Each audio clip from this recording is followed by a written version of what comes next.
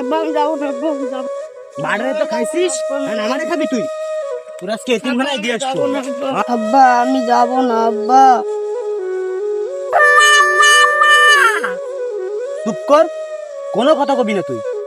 তোর আর বাড়িই রাখবো না, তোরে আজকে আমি এতিমখানায় দিয়ে আসবো। তোর জন্যই আমার জীবনটা জ্বালাফালা হয়ে গেল। আব্বা আমি এতিমখানায় যাবো না।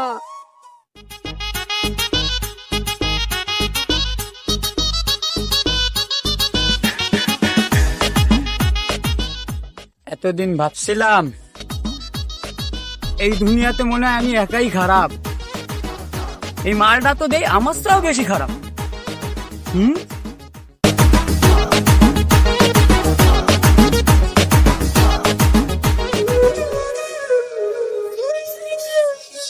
এই ঘাট পরিষ্কার করো।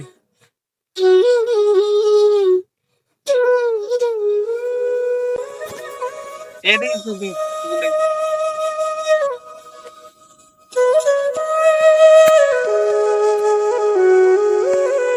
আসসালামু আলাইকুম হুজুর। ওয়ালাইকুম আসসালাম।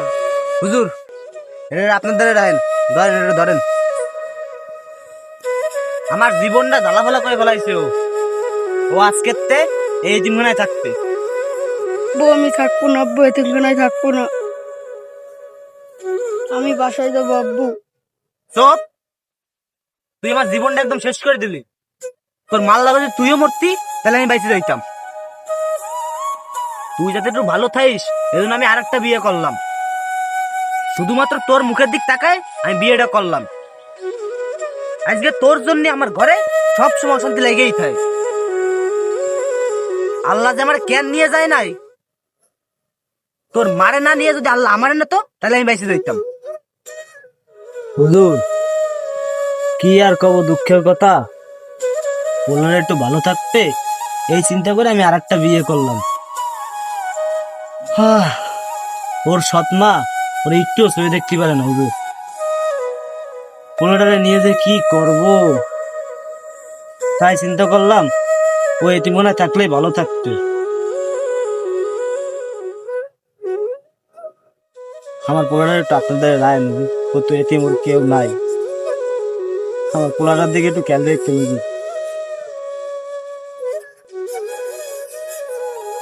মা মরা পোলাটা আমার ওর দিকে একটু খেয়াল রাখতে হবে। আব্বু তোমার ছাড়া থাকতে পারবো না আব্বু, তুমি আমার থুয়ে চলে যাও না আব্বু। আচ্ছা ঠিক আছে, আপনার কোনো টেনশন করার দরকার নেই।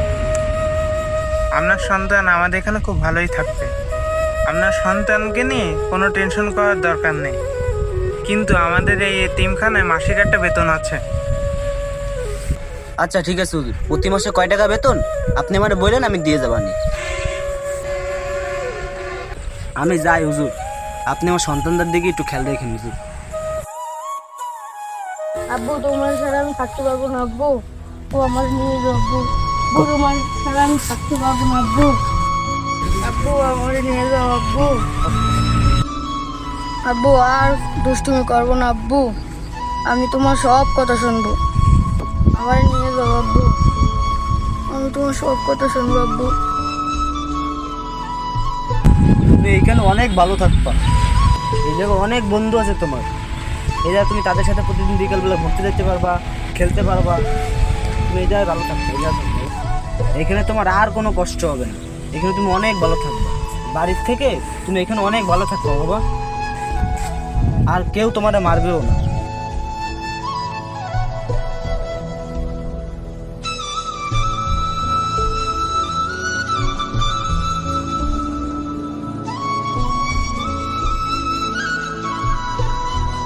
আসো বাবা। থাকো বাবা, আমি আসবানি আবার।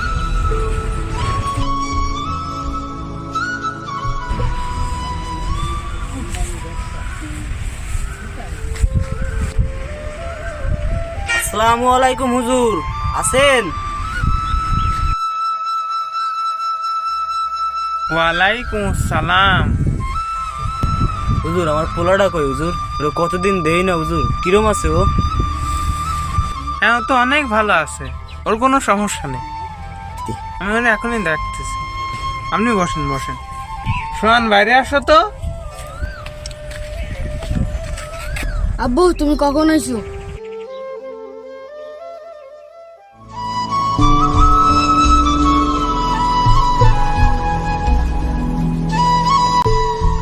আব্বু আমার অনেক কষ্ট, আব্বু আমার নিয়ে যাও আব্বু। আমি আর এই জায়গাটা থাকবো না, আমার এখানে অনেক কষ্ট হয়। আমি তোমার সাথে বাড়ি যাবো আব্বু, আমি আর এই জায়গাটা থাকবো না। আমি বাড়ি যাবো আব্বু, আমি বাড়ি যাবো আব্বু, আমি বাড়ি যাবো।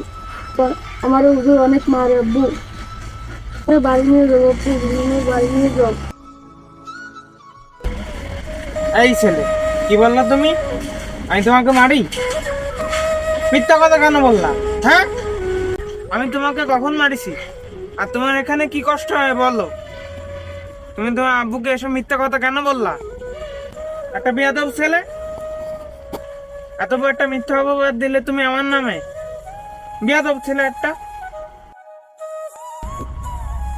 আপনি আমার সামনে আমার ছেলেকে এভাবে হুমকি তুমকি দিচ্ছেন, আর আমি না থাকলে কি করেন? হুজুর, আপনি আমার সামনে আমার ছেলেকে বেয়াদব বললেন, আর আমি না থাকলে আল্লাহই জানে জান আপনি আমার পোলাটার সাথে কি ব্যবহারটা করেন। মোর পোলাটা তো ঠিকই কইছে।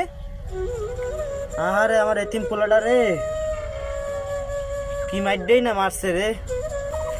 আরে আমার বাবাটা রে কি কষ্ট না দিছে। সি সি সি হুজুর, এই জন্য এতিমখানায় দিয়ে গেলাম আমার পোলাটা রে।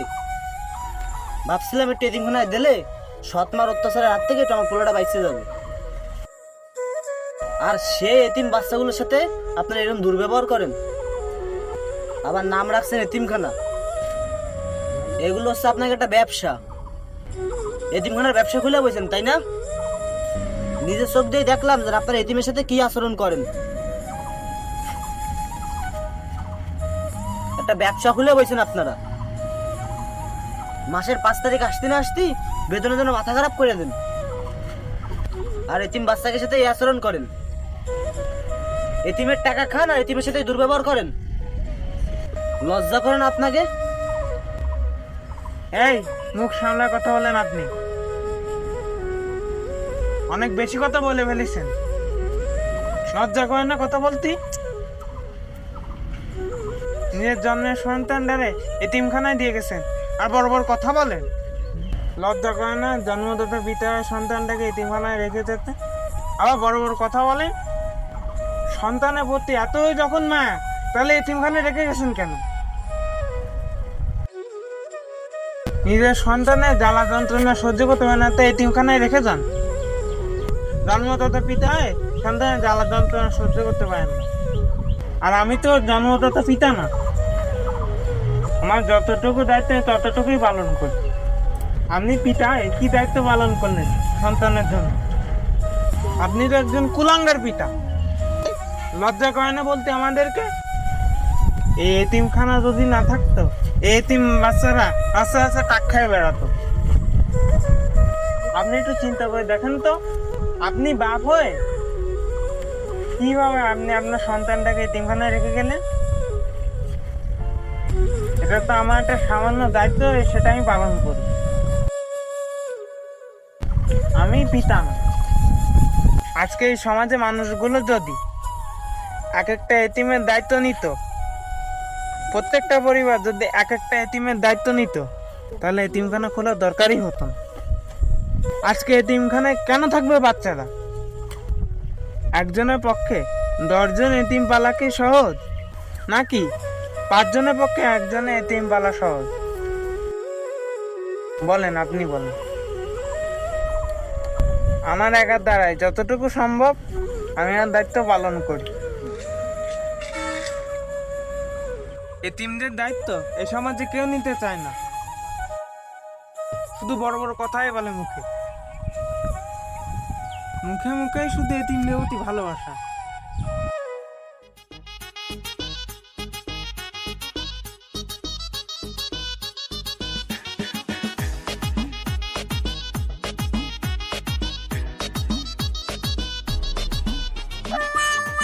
কি হয়েছে এই জায়গা? কি হয়েছে এই জায়গা? তুই সেই মালটা না, তুই সেই মালটা না, পোলারে মারতে মারতে এতিমখানায় দিয়ে গেছালা। কি হয়েছে হুজুর? ঘটনাটা কি এই জায়গায়? আরে ভাই কি বলবো আর, কষ্ট করে এতিম বাচ্চাদের পালি আর যেন আসে বলে কি আমরা এতিমদের সাথে দুর্ব্যবহার করি। তাই বলি, এতই যদি বাচ্চাদের ভালোবাসেন তাই এতিমখানায় দিছেন কেন? আমি কি খারাপ কিছু বলিস? আমরা এতিমখানা খুলে বলে ব্যবসা করি, এতই যখন না এত বাচ্চাদের এতিমখানায় দেওয়া লাগে কেন? বাপ হয়ে সন্তানদের এতিমখানায় দিয়ে গেছে আর বড় বড় কথা বলে। তোরা তো শালা আমাকে চাও বেশি খারাপ। বউ নিয়ে ভর্তি করার জন্য সোয়ালটার এতিমখানায় দিছো, তাই না? মাস্তি করবা? আমি দিল্লু তোকে চা অনেক ভালো, খালি একটু গাঁজা খাতে পারি, কিন্তু তোকে চা ভালো আছি। তুই তো শালা একটা ভণ্ড। তুই নিজের সন্তানটারে এতিমখানা দিয়ে বউ নিয়ে ফুর্তি করিস। তুই তো একটা ভণ্ড শালা। তুই আইসিস আবার হুজুরে বেশি কথা করছিস রে, বারোই ঠ্যাং ভাঙিয়ে ফেলাবো শালা বেয়াদবের বাচ্চা। একটা হুজুরের সাথে কিভাবে আদব দিয়ে কথা বলতে হয় তা তুই জানিস না? চড়াই তোর 32টা দাঁত ফেলে দেবো। বেয়াদব কোন জায়গা? হুজুরের কাছে মাপচা, মাপচা হুজুরের কাছে মাপচা। না ভাই ঠিক আছে ভাই, আমি মাফ করে দিচ্ছি, ক্ষমা চাওয়া লাগবে না। এই ওর ক্ষমা চাওয়াই লাগবে আপনার কাছে। এই মাপচা হুজুরের কাছে মাপচা। তুই আমার চিনিস? তুই আমার চিনিস? তুই আমার চিনিস? তোরে আমি মাপচাতে কইছি না? মাপচা আগে। না ভাই মাফ চাওয়া লাগবে না, আমি মাফ করে দিছি তো। ও হুজুর আপনি চুপ করেন, ও আজকে আপনার কাছে মাপ চাবে। মাপচা, মাপচা আগে মাপচা। হুজুর আসলে ভাই ঠিক কথা বলেছে, আপনি আমার ক্ষমা করে দিন, আমি ভুল করে ফেলেছি। আমি একটা বাপ হয়ে নিজের সন্তানের কাছে রাখতে পারলাম না। কেন আমার সন্তান আজকে এতিমখানায় থাকবে? আমি বাপ বাইজে থাকতে আজকে আমার সন্তান এতিমখানায় থাকে। আমার তো মরে যাওয়া উচিত। হুজুর আপনি আমার চোখ খুলে দিয়েছেন, এই ভুলটা আমারই, আমার ক্ষমা করে দিন হুজুর। আজকে আপনারা না থাকলে এই এতিম বাচ্চাগুলোর যে কী অবস্থা হতো, সত্যি আপনাদের এই ঋণ কখনো শোধ করা যাবে না। আমারে আপনি মাফ করে দিন।